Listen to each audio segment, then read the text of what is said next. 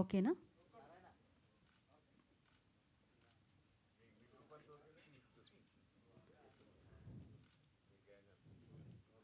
ఓకేనా? Okay. So, ఇవాళ ఇక్కడ అతిథిగా విచ్చేసిన తమ్మారెడ్డి భరద్వాజ గారిని ముందుగా మాట్లాడాల్సిందిగా కోరుకుంటున్నాము.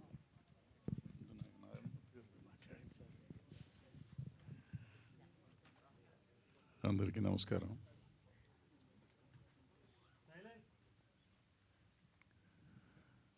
రామోజీరావు గారు ఆనాడు ఈటీవీ పెట్టినప్పుడు కాదు, ఉషా కిరణ్ మూవీ స్థాపించినప్పుడు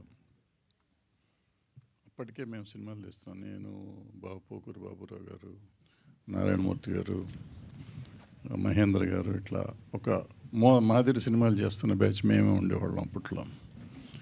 ఆ టైంలో రామోజీరావు గారు ఈ సినిమాలు తీయటం మొదలెట్టారు. ఈయన పెద్ద సంస్థ వచ్చారు కదా, పెద్ద పెద్ద సినిమాలు పెద్ద హీరోలతో తీస్తారు అనుకున్నాం మేము.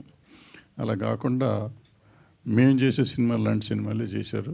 బట్ అవన్నీ సెన్సేషనల్ హిట్స్ చేశారు. వాళ్ళు ఫస్ట్ 4 ఫిలిమ్స్ అయితే ఇండస్ట్రీ రికార్డ్స్ బ్రేక్ చేసినాయి వాళ్ళ సినిమా, రామోజీరావు గారి సినిమాలు. ఉషా కిరణ్ మూవీస్ పతాకం ఆకాశంలోకి వెళ్ళిపోయింది అప్పుడు.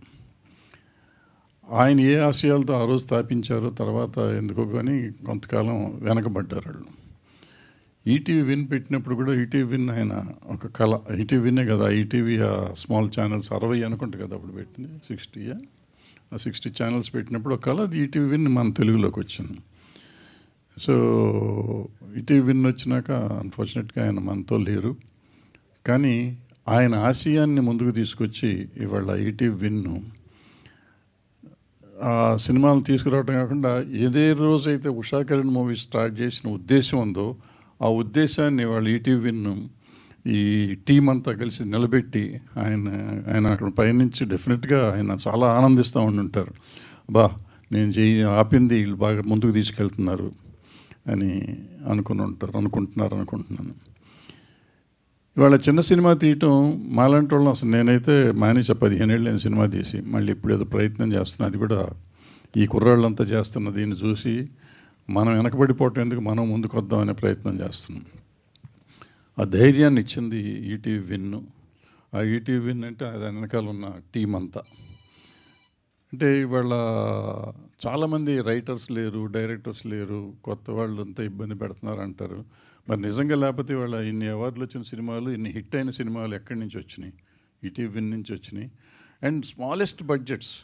అంటే సినిమా ఇవాళ ఎలా పెరిగిపోయిందంటే బడ్జెట్ లేకపోతే సినిమా లేదు అనే పరిస్థితిలో ఉన్నప్పుడు ఈ చిన్న బడ్జెట్ ఇది ఈటీవీ విన్ కోసం తీసామనుకున్న సినిమాలు కూడా వాళ్ళ థియేటర్లోకి తీసుకొచ్చి 40 కోట్లు 50 కోట్లు సంపాదించే లెవెల్కి వచ్చినాయి.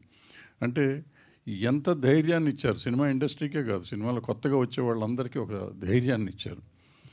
సో ఆ ధైర్యంతో వాళ్ళ ఇండస్ట్రీ మళ్ళీ నిలబడుతుంది. మధ్యలో అయిపోయింది ఇండస్ట్రీ, ఇక సినిమా ఇండస్ట్రీ ఉండదు. పైకి ఇప్పుడు రేపు ఏఐ రాబోతుంది.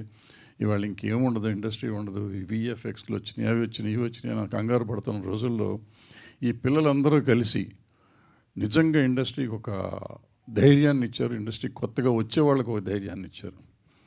సో అలాంటి చేసిన ఈటీవీ విన్కి కంగ్రాచులేషన్స్ చెప్తూ, గద్దర్ అవార్డ్స్, గద్దర్ గారు పేరు మీద ఈ అవార్డ్స్ స్టార్ట్ చేశారు. ఈ అవార్డ్స్ ఇచ్చినప్పుడు అసలు స్టేట్ అవార్డ్స్ అంటేనే ఒకప్పుడు చాలా బ్రహ్మాండంగా ఉండేవి. తర్వాత మధ్యకాలంలో కమర్షియల్ సినిమాలకి, ఏదో సినిమాలకి పెద్దవాళ్ళకే ఇస్తారు అనే ఒక నానుడి ఉండిపోయింది.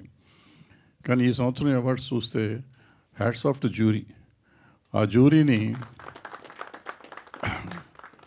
జ్యూరీతో పాటు డెఫినెట్గా గవర్నమెంట్ ఇంటర్ఫియరెన్స్ ఉండుంటే వీళ్ళందరికీ అవార్డులు వచ్చాయి కాదు గ్యారంటీగా. సో గవర్నమెంట్ని కూడా అభినందిస్తూ ఈ కొత్త కథలు తెప్పించి కొత్త ధైర్యం, నాకు ఆల్మోస్ట్ ఈ డైరెక్టర్లందరితో అవార్డ్స్ రాకముందే ప్రొడ్యూసర్లు డైరెక్టర్లతో కూడా నేను ఈ నితిన్కి ఫోన్ చేసి నెంబర్లు తీసుకుని రోజు మాట్లాడుతూ ఉండేవాడిని. అంటే ఇన్స్పిరేషన్, వాళ్ళతో మాట్లాడతాం, ఒక ధైర్యం వచ్చేది, ఒక ఇన్స్పిరేషన్ వచ్చేది. వాళ్ళకు వచ్చిందో లేదో తెలియదు కానీ నాకు మాత్రం ఇన్స్పిరేషన్ వచ్చింది ఆ పిల్లలతో మాట్లాడుతున్నప్పుడు. సో అందుకని ఇలాంటి సినిమాలు తీస్తున్న పిల్లలందరినీ ఎంకరేజ్ చేసిన ఈ పిల్లలు, వీళ్ళు కూడా పిల్లలే, పెద్దవాళ్ళుగా సాయి నితిన్ ఇంకా పిల్లలే, ఇంకా పెద్దవాళ్ళు అయ్యామనుకుంటున్నారో తెలియదు నాకు. సో బాపినెట్ గారు ఎప్పుడూ ఉంటారు, ఆయన ఎప్పుడు సపోర్ట్ చేస్తూ ఉంటారు. సో ఈ గవర్నమెంట్ని పర్టికులర్గా నా జ్యూరీని ఎంకరేజ్, ఎంత అంటే అంత అసలు వాళ్ళు ఏ ధైర్యంతో ఈ అవార్డులు ఇచ్చారు నాకు అర్థం కావట్లా. ఎప్పుడు ఎతుకుతూ ఉంటాం. నేనైతే పర్టికులర్గా ఎప్పుడు ఒక మైక్ పట్టుకుని ఎప్పుడు ఎవరిని తిడదామా అని ట్రై చేస్తూ ఉంటాను నేను. అటువంటిది కూర్చొని దిల్రాజు పక్కనే కూర్చున్నాను, నేను అనౌన్స్ చేస్తున్నంతసేపు లిస్ట్ చెక్ చేస్తున్నాను. ఇప్పుడు ఏది ఈ అవార్డుకి తిడదాం, ఈ అవార్డుకి తిడదాం, తిడటానికి ఛాన్స్ ఇవ్వలేదు ఆయన. అలా అద్భుతమైన అవార్డులు ఇచ్చారు. ఇది కాదు అంటానికి లేదు, అటువంటి అవార్డ్స్ ఇచ్చారు. అది ఎందుకు వచ్చినాయి అంటే ఈ పిల్లలు అంత అద్భుతమైన సినిమాలు తీశారు. ఒక్కొక్క డైరెక్టరు, కొత్త రైటరు, కొత్త ప్రొడ్యూసరు, కొత్త హీరో, కొత్త హీరోయిన్లు అందరూ కొత్త వాళ్ళే అయినా కానీ అద్భుతమైన అవుట్పుట్ ఇచ్చారు. ఆ అవుట్పుట్ ప్రజల్లోనే మెప్పించింది. అది ఓటీటీలో అయి ఉండొచ్చు, థియేటర్లో అయి ఉండొచ్చు. అండ్ ఆ సినిమాలు థియేటర్లో రిలీజ్ చేద్దాం అనే ధైర్యం వీళ్ళకి ఎందుకు వచ్చిందో తెలియదు. వచ్చిన తర్వాత సినిమా ఇండస్ట్రీకి కూడా ధైర్యాన్ని ఇచ్చారు ఇందాక చెప్పినట్టు. సో వీళ్ళందరినీ అభినందిస్తూ సెలవు తీసుకున్నాను. థ్యాంక్ యూ భరద్వాజ గారు, thank you so much. And yeah,